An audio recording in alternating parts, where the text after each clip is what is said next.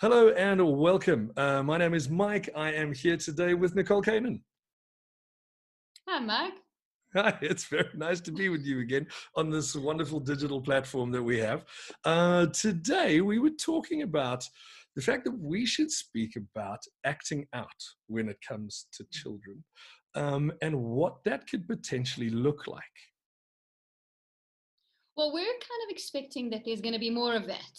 Hmm. Kids are locked at home, parents are anxious, people's whole worlds have been turned upside down. So we're anticipating that your parents are going to be seeing much more of that, which is why it felt important to address it in some way. Absolutely so. And the thing is, it comes out in different ways because everyone's an individual, right? So every child is going to have their pattern of acting out, if you like.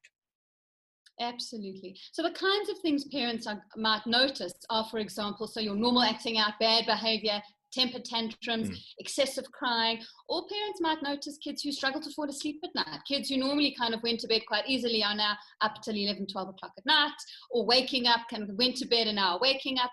Kids are suddenly becoming fussy with eating. Maybe they're a bit more needy, more demanding of your attention. Those are the kinds of things that make you think, geez, hang on, something might be going on with my kid.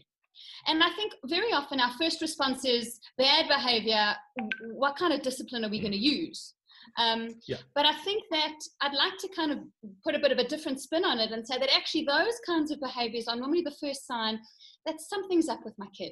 And actually it can be quite helpful for parents to recognize it like that, as opposed to, right, this is now behavior I've got to discipline out of them. Sure, I like that. The first part I really like about what you're talking about is that acting out doesn't have to be classic. It doesn't have to be lifting things and chucking things. It can be, I'm not finishing my food.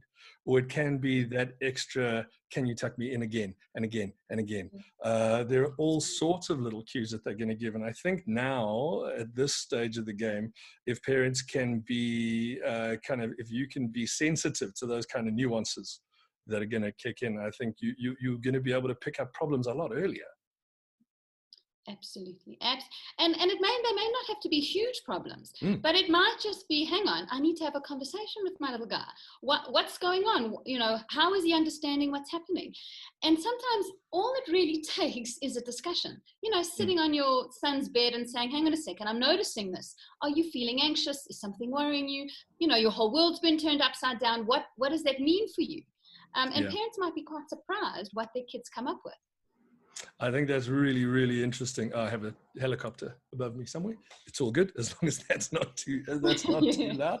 Okay, I like that because it does bring in this idea of discipline. And I might be completely wrong here, but so like instead of looking to discipline the behavior, maybe the discipline here sits inside the parent being maybe slightly more disciplined at looking at these these little nuances that their kids have, and being able to get in and have the conversation first instead of trying to change a behavior by, you know, putting things in place for the child. And it's more sitting down going exactly like you said, like, are you okay? Do you understand what's happening?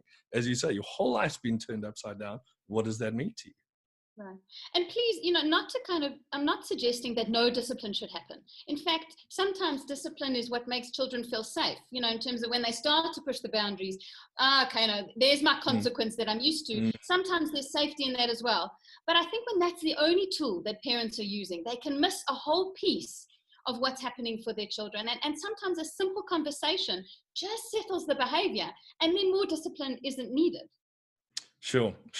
And I suppose that is the most important thing here at the moment is how do you find your way through what's happening at the moment? Because like you said, it doesn't have to be big problems, but I think if you miss them, they can start to grow. So if you miss those little cues, then you start and you miss them and you don't see them, and all of a sudden you have a massive blowout and you're kind of going, where did that come from? Now, kids are very skilled at starting to scream a bit louder and a bit louder. More than that, like whatever's really going on isn't heard until, boy, now they've really got your attention. Absolutely so. Absolutely. They're really, really, really good at that. Okay. And then we want to work out, like, with these cues and with this acting out, what is that telling you as a parent? Well, I think it's not one generic thing. I think that's the trick of a parent, is to try and work out exactly that. What is my kid telling me? Yeah. And Look, I think that probably you can guess that somewhere in the ballpark of my life has been turned upside down. In other words, most likely there is something going on that's linked with not being with friends, not being at school, and most likely linked with what is this scary virus that I hear around me. Why are my parents different? Why are all these big changes? So you can probably assume it's somewhere in the ballpark, and then your little person is going to help you like refine that a little bit and understand what more explanation or what kind of calming are they going to be needing at the moment. Okay, I love that. So there we go. All about acting out. It's not just about these huge, big explosions. It's about picking out those little, those nuanced things in the beginning, being able to have the conversation. And as you rightly said, it's not about no discipline. It's about discipline, but placed into the right place. Absolutely, okay. Absolutely.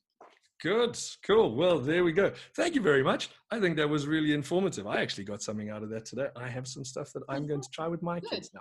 So thank you very, very much, Nicole. I look forward to our next chat, Mike. Myself as well. Fantastic. Bye for now.